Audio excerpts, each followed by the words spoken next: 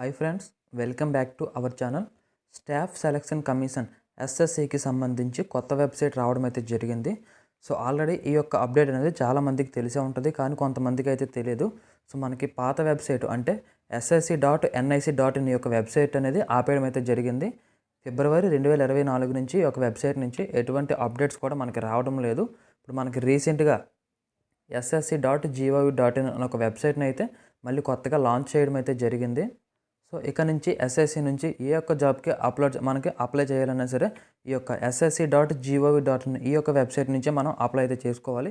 Already మనకి CGL అలాగే MTSకి సంబంధించి నోటిఫికేషన్స్ కూడా వచ్చేసాయి. అలాగే జీడీ కానిస్టేబుల్ గురించి కూడా పెద్ద జాబుకి సంబంధించి నోటిఫికేషన్ కూడా త్వరలో రాకపోతుంది. సో ఈ యొక్క జాబ్స్ అన్నీ కూడా మనం అప్లై చేయాలంటే ఈ యొక్క ఎస్ఎస్సి కొత్త వెబ్సైట్లో వన్ టైం ప్రొఫైల్ రిజిస్ట్రేషన్ అనేది మనం కంప్లీట్ అయితే చేసుకోవాలి. లాస్ట్ టైం మనకి ssc.nic.in యొక్క పాత వెబ్సైట్లో మీ యొక్క రిజిస్ట్రేషన్ నెంబర్ పాస్వర్డ్ ఇచ్చేసి మీరు లాగిన్ అవుతారు కదా. సో అదేవిధంగా ఈ యొక్క కొత్త వెబ్సైట్లో కూడా మనం క్రియేట్ అయితే చేసుకోవాలి. సో ఈ యొక్క పాత వెబ్సైట్కి సంబంధించిన రిజిస్ట్రేషన్ నెంబర్ పాస్వర్డ్ కూడా ఈ యొక్క కొత్త వెబ్సైట్కి పనిచేయడం అయితే జరగదు. మళ్ళీ మనం కొత్త వెబ్సైట్లోనే రిజిస్ట్రేషన్ అయితే చేసుకోవాలి. సో ఈ యొక్క రిజిస్ట్రేషన్ అనేది మన మొబైల్ ఫోన్లో ఎలా కంప్లీట్ చేసుకోవాలి అనేది ఈ వీడియోలో నేను చెప్తాను. సో మీరు వీడియోని ఎక్కడ స్కిప్ చేయకుండా చివరి వరకు చూసి మీకు తెలిసిన ఫ్రెండ్స్ అందరికి కూడా షేర్ చేయండి. ప్రతి ఒక్కరికి కూడా చాలా బాగా ఉపయోగపడుతుంది. ముందుగా మీ యొక్క మొబైల్ ఫోన్లో ఏదో ఒక బ్రౌజర్ కానీ క్రోమ్ బ్రౌజర్ కానీ ఓపెన్ అయితే చేసి ssc.gov.in అనే ఒక వెబ్సైట్ అయితే సెర్చ్ చేయండి. డైరెక్ట్గా మీరు ఈ యొక్క వెబ్సైట్లోకి అయితే వస్తారు. మన క్రోమ్ బ్రౌజర్లో పైన మనకి ఒక ఆప్షన్ అయితే ఉంటుంది, 3 డాట్స్ అనేది. అక్కడైతే క్లిక్ చేసి డెస్క్టాప్ సైట్ అనే ఒక ఆప్షన్ అయితే ఉంటుంది. ఈ యొక్క ఆప్షన్ అనేది ఎనేబుల్ అయితే చేసుకోండి.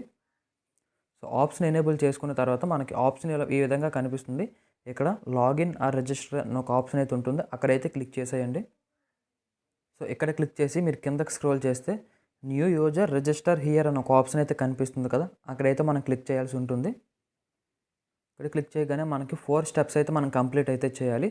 ఫస్ట్ మన పర్సనల్ డీటెయిల్స్ అయితే ఫిలప్ చేసి ఒక పాస్వర్డ్ అనేది మనం పెట్టుకోవాలి.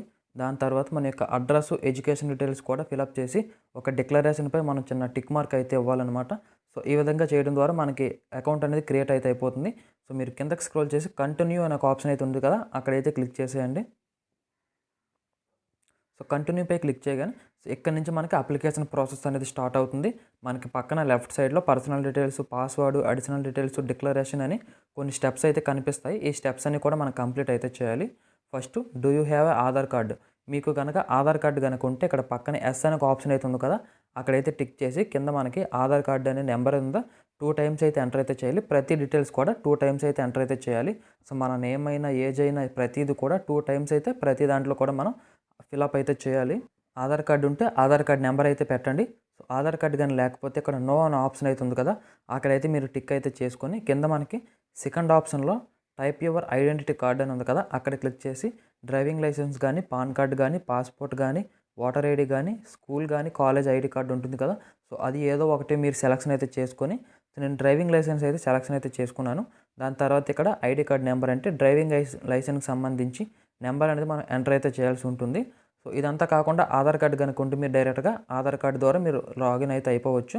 సో నెక్స్ట్ థర్డ్ ఆప్షన్లో క్యాండిడేట్కి సంబంధించి నేమ్ అయితే ఎంటర్ చేయాలి. యాజ్ పర్ 10th క్లాస్ సర్టిఫికేట్లో ఉన్న విధంగా మీ యొక్క నేమ్ అయితే ఎంటర్ అయితే చేయాలి.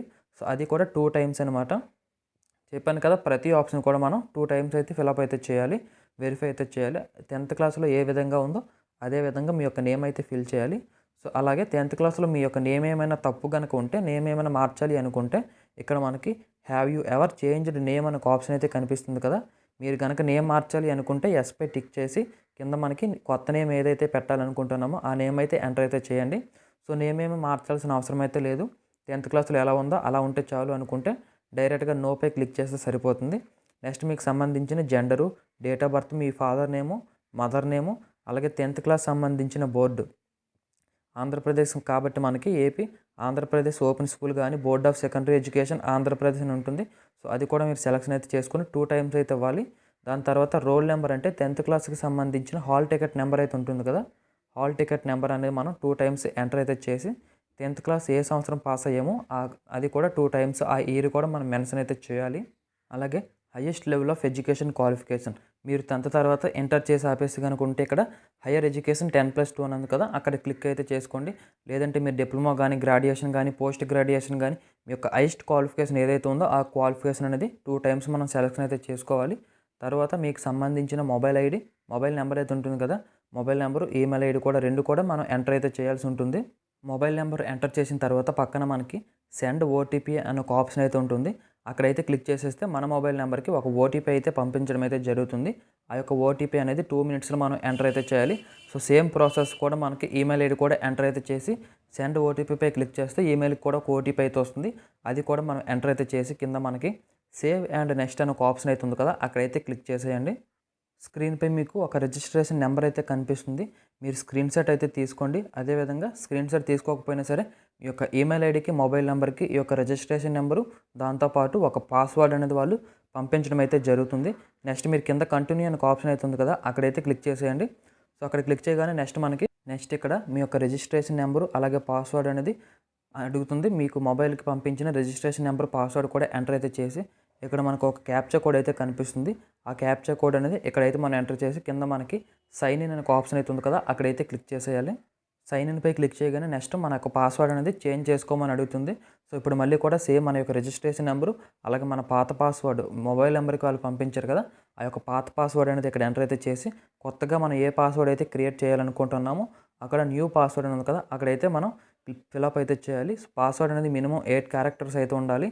అప్పర్ కేస్ లెటర్ కూడా ఉండాలి, లోవర్ కేస్ లెటర్ ఉండాలి, అలాగే నెంబర్స్, స్పెసిఫిక్ క్యారెక్టర్స్ మొత్తం అన్నీ కూడా మనం మిక్స్ చేసి మన పాస్వర్డ్ అనేది సెట్ చేసుకోవాలి. అలాగే కింద మనకి సేమ్ కన్ఫర్మ్ పాస్వర్డ్, పైన న్యూ పాస్వర్డ్ ఇచ్చాం కదా, అదే పాస్వర్డ్ కింద ఇంకొకసారి కన్ఫర్మ్ చేసి 2 టైమ్స్ అయితే మన పాస్వర్డ్ అనేది ఎంటర్ అయితే చేయాలి.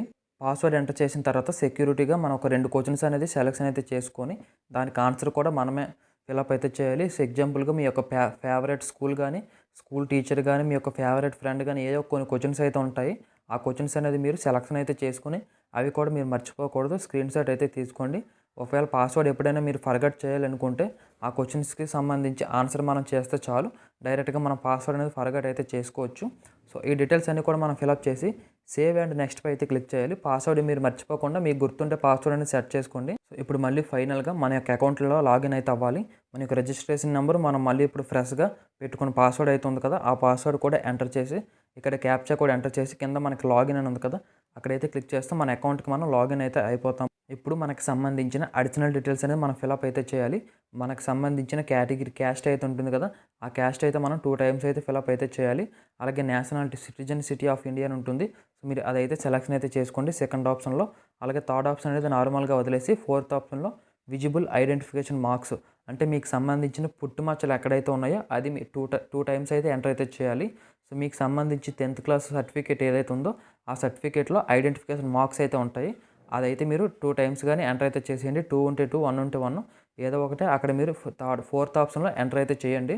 నెక్స్ట్ మీకు గనక పీడబ్ల్యూబీడీ గనక ఉంటే, డిజబిలిటీ ఏమైనా ఉంటే ఎస్ అని సెలెక్షన్ అయితే చేసుకోండి. ఏమీ లేకపోతే నో అనే ఆప్షన్ అయితే మీరు సెలెక్షన్ అయితే చేసేసుకోండి. నెక్స్ట్ 6th ఆప్షన్లో మనకి సంబంధించిన పర్మనెంట్ అడ్రస్, అలాగే 7th ఆప్షన్లో మనకు సంబంధించిన ప్రజెంట్ అడ్రస్ మొత్తం అన్నీ కూడా ఫిలప్ అయితే చేయాలి. ప్రజెంట్ అడ్రస్, పర్మనెంట్ అడ్రస్ మొత్తం కూడా 6th, 7th పాయింట్లో మనం ఫిలప్ అయితే చేసి ఫైనల్గా మనకి సేవ్ అండ్ నెక్స్ట్ అని ఉంది కదా, అక్కడైతే క్లిక్ చేసేయండి.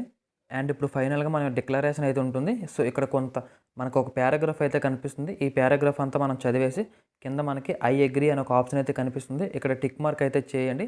టిక్ మార్క్ చేసిన తర్వాత పక్కన ప్రివ్యూ ఓటీఆర్ అని ఉంది కదా, అక్కడైతే క్లిక్ చేసేయండి.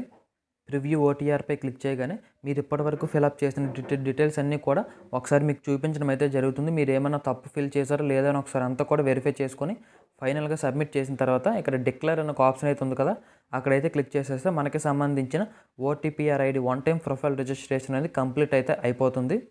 ఇందులో మెయిన్గా మనకి 11 డిజిట్స్ రిజిస్ట్రేషన్ నెంబర్ అయితే ఉంది కదా, ఆ యొక్క రిజిస్ట్రేషన్ నెంబరు అలాగే మనం క్రియేట్ చేసుకున్న పాస్వర్డ్ అనేది మనం మర్చిపోకూడదు. మీకు సంబంధించి నోట్ప్యాడ్లో కానీ ఇంటి దగ్గర ఎక్కడైనా సరే ఒక దగ్గర రాసుకోండి. ప్రతిసారి మనం ఎస్ఎస్సి వెబ్సైట్లో మనం లాగిన్ అయినప్పుడు ఏదైనా జాబ్స్కి అప్లై చేయాలన్నా సరే ఈ యొక్క రిజిస్ట్రేషన్ నెంబర్, పాస్వర్డ్ మనం ఎంటర్ అయితే చేస్తే చాలు అనమాట.